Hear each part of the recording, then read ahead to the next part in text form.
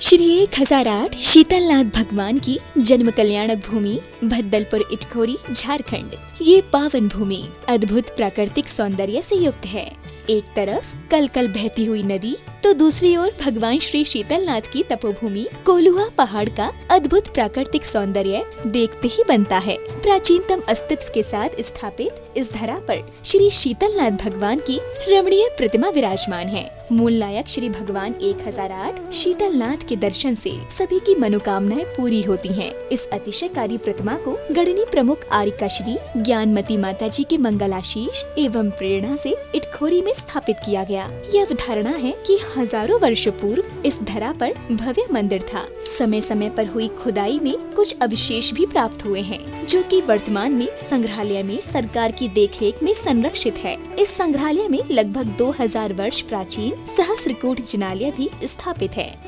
10वें नंबर के तीर्थंकर शीतलनाथ हुए। अगर आपको शीतलता चाहते हो, शीतलता की कामना है, अपने जीवन को शीतल बनाना चाहते हो, संसार ताप को मिटाना चाहते हो, तो शीतलनाथ भगवान की जरूर जरूर पूजा अर्चना जाप और पाठ करना चाहिए।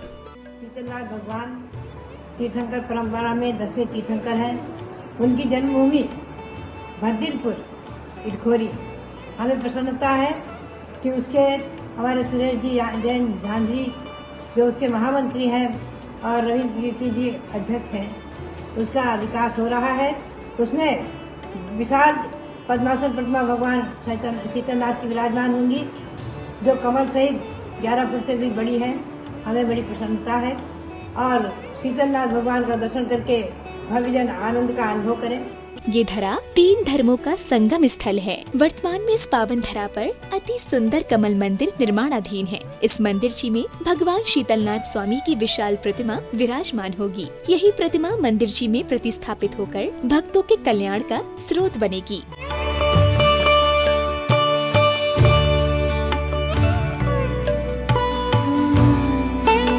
तीर्थ क्षेत्र पर प्रतिदिन सभी पुण्यार्जकों की ओर से भगवान श्री शीतलनाथ जी का अभिषेक शांति धारा कर छत्र और चवर चढ़ाए जाते हैं। तत्पश्चात प्रभु की सामूहिक आरती की जाती है।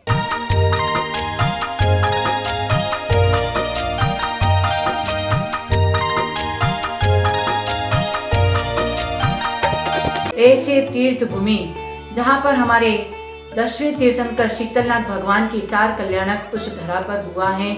उस धरा, ये शीतलनाथ भगवान की धरा जहाँ 4 कल्याणक हुए हैं, ऐसे शीतलनाथ भगवान की भक्ति शीतलता देती है। स्वाति बूंद सीप में मोती बना देती है। समर्पण और श्रद्धा से भक्ति सदा करना, 4 कल्याणक की धरा को स्वर्ग बना देना। हम सब भक्तजन तन मन धन से इस धरा को स्वर्ग बनाए। आए हमारे स्वामी जी रविंद्र कीर्ति जी एवं हमारे कर्मठ कार्यकर्ता सुरेश झांझरी, जो विशेष इटखोरी भद्दलपुरी के इस धारा को स्वर्ग बनाने में बिल्कुल अपने सहयोगी बने हुए हैं। तो आप लोग भी इनके साथ में कंधे से कंधा मिला करके आरिका ज्ञानमती माता जी का मंगल आशीर्वाद के साथ में और आचार्य श्री शंभो सागर जी गुरुदेव के मंगल आशीर्वाद के साथ में मैं पुनीत चैतन्यमती माता जी सबसे यही प्रार्थना करती हूँ और निवेदन करती हूँ कि इस धरा को अपने सब मिल करके स्वर्ग बनाना है। 4 कल्याणक जहाँ पर हुआ है, इस तीर्थ को जैन दर्शन में तीर्थ भी हैं और तीर्थंकर भी हैं। ऐसे तीर्थ का आश्रय लेकर हम सब भक्तजन अपने सम्यक दर्शन का मार्ग प्रशस्त करें और अपनी पतित आत्मा को पावन बनाएं। ऐसे शुभ मंगल भावनाओं के साथ में सभी भक्तजनों को मंगल शुभ आशीर्वाद। इस कार्यक्रम के आयोजक हैं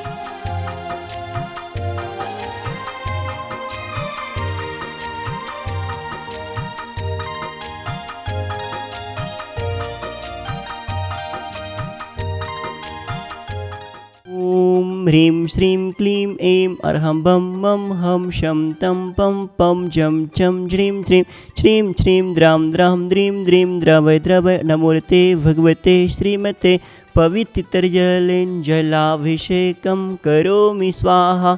नमो ह्रीं नमो शुद्धं नमो ऐर्यणं नमो वज्रणं नमो लोहितश्रवणं ओम ह्रीं त्रिनादि मूलमंत्रेभ्यो नमः सर्वशांतिं तुष्टिं पुष्टिं च कुरु। ओम नमो अर्हते भगवते प्रक्षेणाशेष दोषकल्मषाय दिव्य तेजो मूर्ति नमः श्री शांतिनाथाय शांति कराय सर्व विघ्न प्रणाशनाय सर्व रोगापमृत्यु विनाशनाय सर्व परकट क्षुद्रोपद्रव विनाशनाय सर्व छामडामर विनाशनाय ओम ह्रां ह्रीं रूं ह्रां श्री औषाय नमः सर्व शांतिं तुष्टिं पुष्टिं च कुरु। ओम ॐ छूं फट् क्रीटिं क्रीटिं घाताय घाताय पर विघ्नान् स्फोटय स्फोटय सहस्रखंडान् कुरु परमुद्रां छिन्छिन्दे परमंत्रान् भिन्विन्दे छ होम फट् सर्व शांतिं तुष्टिं पुष्टिं च कुरु। तव भक्ति प्रसादात् लक्ष्मीपुर राजगीय पदभिष्टोपद्रव दारिद्रोद्भवोपद्रव सूचक पर चक्रोद्भवोपद्रव प्रचंड पवनानंद जलोद्भवोपद्रव शाकनी डाकनी भूत पिशाच कृतोपद्रव दुर्भिक्ष व्यापार विद्धि हेतुपद्रवाणं विनाशनं भवतु। अस्माकम् आज के शांति धारा कर्ता परिवारस्य झुमरीत लिया कोडरमा निवासी श्रीमती नेमी देवी झांझरी सुरेश प्रेम नरेंद्र वीणा समस्त झांझरी परिवार एवं रफीगंज निवासी श्री शांतिलाल जी पवन पुष्पा विनोद प्रेम सा परिवार चेन्नई बेंगलुरु श्रीखंड निवासी श्रीमती कमला देवी धागड़ा पदम चंद शांति देवी महेंद्र कुमार अंजना देवी समस्त धागड़ा परिवार एवं कोलकाता निवासी दानमल जी अजित कुमार जी पांड्या बाहुबली ग्रुप सा परिवार एवं आगरा निवासी श्रीमान प्रमोद जैन सुनीता सचिन रूपल प्रांजल आदि जन समस्त आरसीएम परिवार एवं गुरुग्राम हैंडीक्राफ्ट वाले नागेंद्र कुमार चेतन नीलेश अर्थ जैन समस्त परिवार एवं झुमरी तलिया निवासी श्री सुरेश कुमार जी श्रीमती प्रेमलता जैन प्रतीक चेताली जैन पांड्या समस्त परिवारस्य एवं इटखोरी भद्दलपुर निवासी प्रियांशु जैन समस्त परिवारस्य सकल दिगंबर जैन समाजस्य देखने वाले सुनने वाले सभी के सुख शांति समृद्धि एवं आरोग्यता की कामना हेतु श्री शांति रस्तो। ओम ह्रीं ह्रीं नमो संपूर्ण कल्याण मंगल रूप मोक्ष पुरुषार्थ भवतो लोक कल्याण भवतो संपूज्यकानां प्रतिपालकानां यतीन्द्र सामान्य तपोधनानां देशस्य राष्ट्रस्य पुरस्तिराज्ञा करोतु शांतिं भगवज्जिनेन्द्र करोतु शांतिं भगवज्जिनेन्द्र करोतु शांतिं भगवज्जिनेन्द्र। आचार्य मानवतम स्वामी 36 नंबर काव्य के माध्यम से मध्यम नमोस्तु करते हैं, मध्यम मंगलाचरण करते हैं। इसमें एक बार नहीं, 2 बार नहीं, 3 बार नहीं, 4 बार नमोस्तु किया है, क्योंकि चारों दिशाएं होती हैं और चारों दिशाओं में कृत्रिम कृत्रिम चैत्यालय हुआ करते हैं। क्या पता किस दिशा में आपकी दशा लिखी हो, क्योंकि जैसी दिशा होती है वैसी ही दशा होती है। जो दिशा के साथ कार्य करता है उसकी दशा अपने आप बदल जाती है। चले हम इस काव्य की पहले हम आराधना करते हैं। आप इसे श्वास के साथ पढ़ा करें। जब आप श्वास के साथ पढ़ेंगे तो आपकी श्वासों में भक्तामर समा जाएगा। देखिए पूरे मनोभाव के साथ। तुभ्यं नमः त्रिभुवनार्तिहराय नाथ, तुभ्यं नमः क्षितितलामलभूषणाय, तुभ्यं नमः श्रीजगतः परमेश्वराय, तुभ्यं नमो जिनिभवो दधिशोषणाय, तुभ्यं नमः त्रिभुवनार्तिहराय नाथ। हे प्रभु, मैं आपको प्रणाम करता हूँ। इसलिए प्रणाम करता हूँ क्योंकि आप भुवनार्तिहराय नाथ 3 जगत की पीड़ा को हर देते हो, कष्टों को मिटा देते हो। आपका जन्म होता है, नरकों में भी शांति हो जाती है। आपको केवल ज्ञान की प्राप्ति होती है, उस समय भी नरकों में शांति हो जाती है। सारे जीव आपस के वैर भाव को भूल जाते हैं। तुभ्यं नमः क्षितितलामलभूषणाय, आप इस पृथ्वी तल की आभूषण हैं। इस पृथ्वी की शोभा आपसे ही तो है, इसलिए मैं आपको प्रणाम कर रहा हूँ। तुभ्यं नमः श्री जगतः परमेश्वराय, आप ही 3 जगत के परमेश्वर हैं। 3 जगत के जीव आपको ही प्रणाम करते हैं, आपको ही नमन करते हैं, क्योंकि आपसे ही सभी जगत को ऐश्वर्य की प्राप्ति होती है, विभूति की प्राप्ति होती है। इसलिए प्रभु मैं आपको प्रणाम करता हूँ। चौथी लाइन में कहते हैं तुभ्यं नमो जिनि भवो दधिशोषणाय। इस संसार में सभी जीव डूब रहे हैं, कोई बचाने वाला नहीं है। लेकिन हे प्रभु, मैं आपको इसलिए प्रणाम कर रहा हूं क्योंकि आप इस संसार के कष्ट रूपी सागर को सुखाने वाले हो और सभी जीवों को सुखी करने वाले हो। ऐसी भावना के साथ मान तुम स्वामी ने 4 बार नमोस्तु किया है। लोग कहते भगवान कुछ नहीं देते, कुछ नहीं लेते, लेकिन ये चौथा नंबर ये काव्य 4 बार नमोस्तु करके कह रहा है, अरे प्रभु जो देते हैं तो दुनिया की कोई चीज नहीं देती, क्योंकि तीर्थंकर जो भी मिलता है तीर्थंकरों से मिलता है। उनके पास शायद दान, शायद लाभ, भोग और उपभोग यदि समोषण बना तो तीर्थंकर के प्रभाव से बना। दिव्य धनी खिरी इसलिए आज अपने सामने जिन वाणी पढ़ने को मिला करती है, जिनेंद्र भगवान के दर्शन मिला करते हैं और पंचम काल में चलते फिरते दिगंबर साधु मिल जाया करते हैं। यहाँ पर कहते हैं कि जब कभी मंदिर में जाओ श्रद्धा के साथ प्रणाम कर लो, क्योंकि विनयो मोक्ष द्वारो, विनय ही मोक्ष का द्वार है।